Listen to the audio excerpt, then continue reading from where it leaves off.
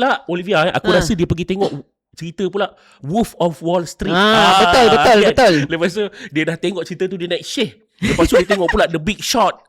Kan, dia tengok cerita yang Wall Street ni sebelum 2008 punya financial crisis. I can do this.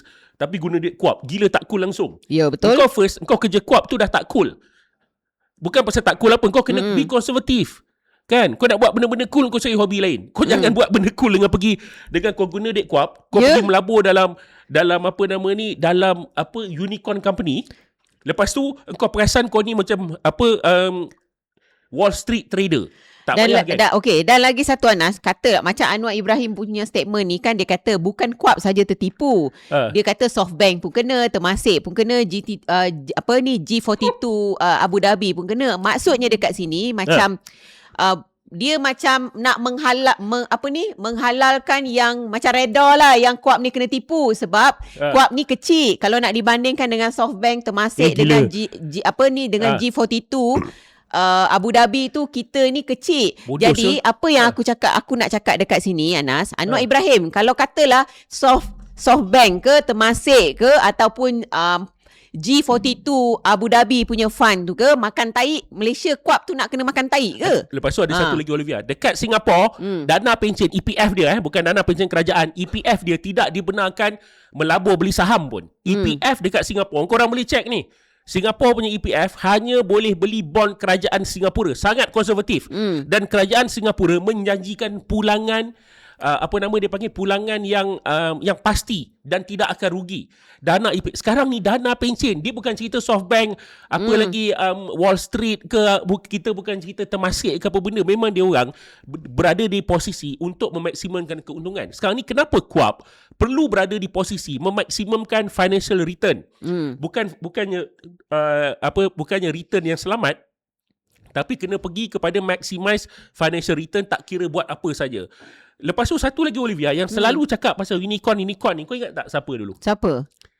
Sekarang dah jadi lawan Anwar Ibrahim. Yelah, si Rafizi Ramli. Rafizi, dia dulu suka sangat, we want to create unicorn, we want to create Southeast Asia unicorn.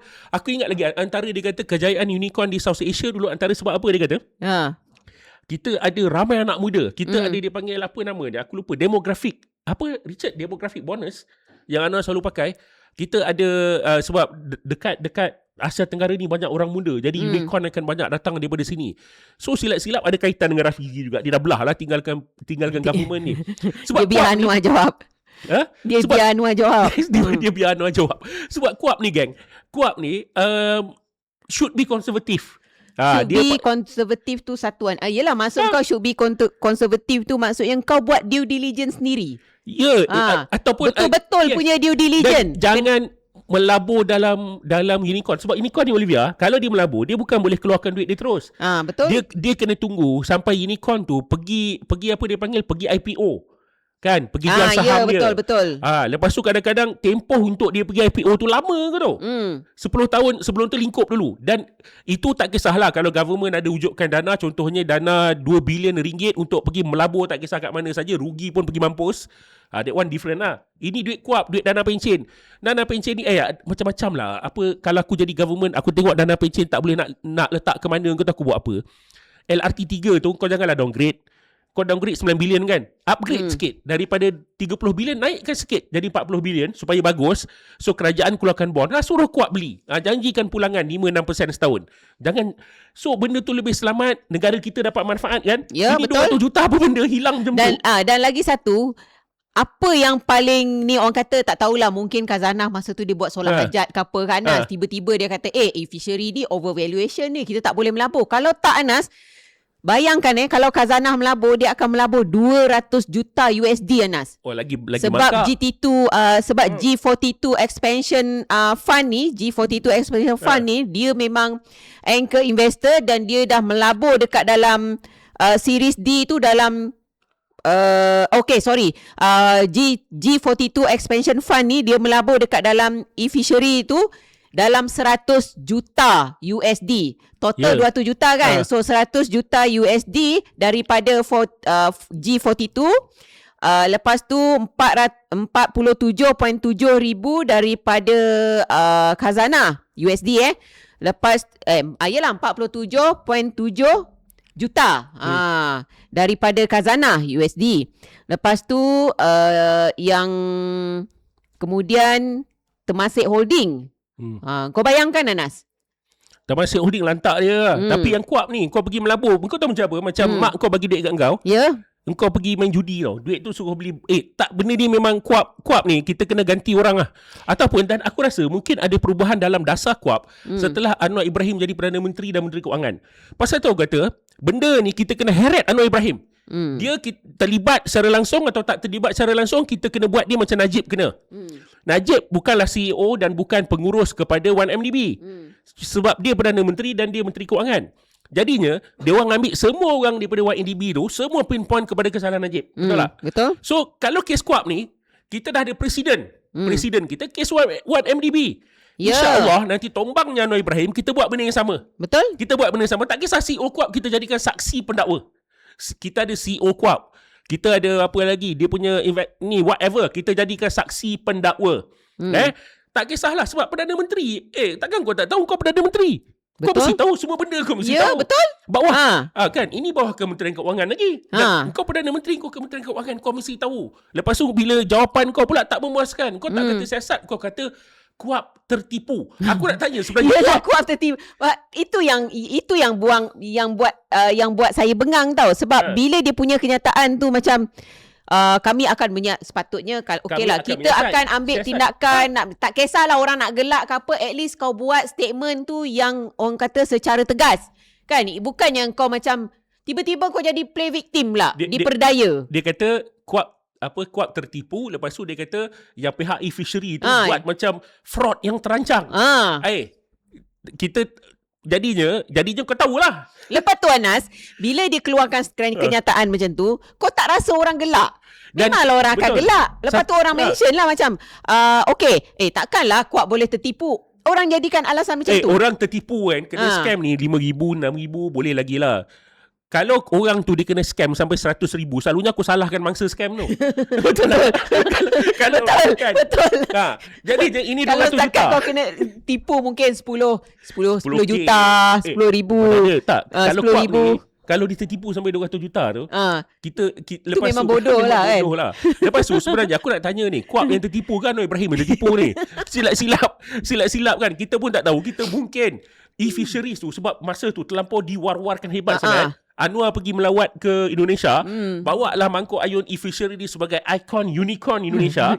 Kan, selain daripada Gojek, selain daripada aku tak tahu lah unicorn Indonesia, aku ingat Gojek je lah. Gojek. Lepas tu ada lagi kenanga kopi.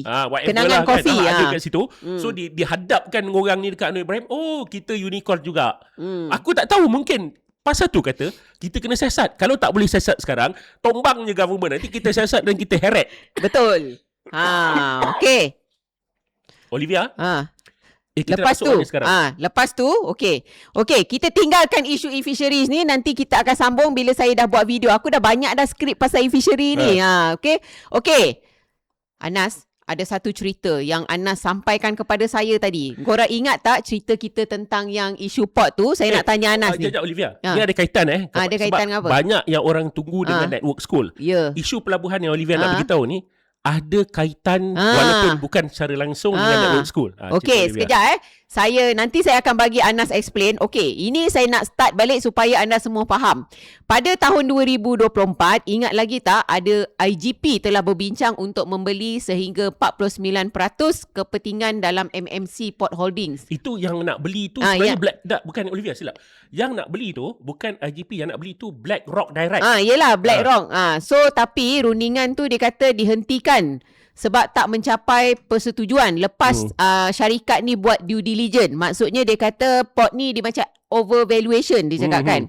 Dan kemudian yang terbaru pada Julai 2026 guys, ada seorang siapa nama dia ni, yang bernama seorang manusia yang bernama Sultan Ahmad bin Sulaim, bekas pengerusi dan CEO DP World, mengambil alih tanggungjawab kepimpinan dalam MMC Port Holding sebagai pengerusi eksekutif.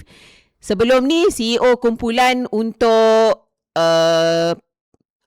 MMC Port Holding adalah Azman Shah Muhammad Yusof.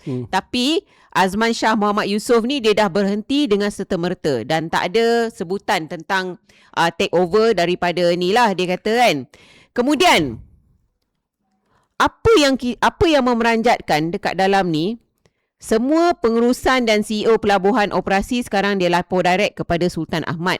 Jadi alasan dia dekat sini Anas untuk kekalkan kestabilan kepimpinan Anas, takbir urus dan operasi tanpa gangguan. Dan Sultan Ahmad dia bagi tahu operasi serta projek strategik akan diteruskan seperti biasa. Dan Sultan Ahmad ni Anas kan, dia ni rupa-rupanya dia ni adalah veteran industri dekat dalam pelabuhan Dubai dan ada pengalaman yang luas Anas. Dan dia, ingat tak tadi masa saya cakap dia adalah bekas CEO kepada DP World, dia telah meletak jawatan daripada DP World pada Februari 2026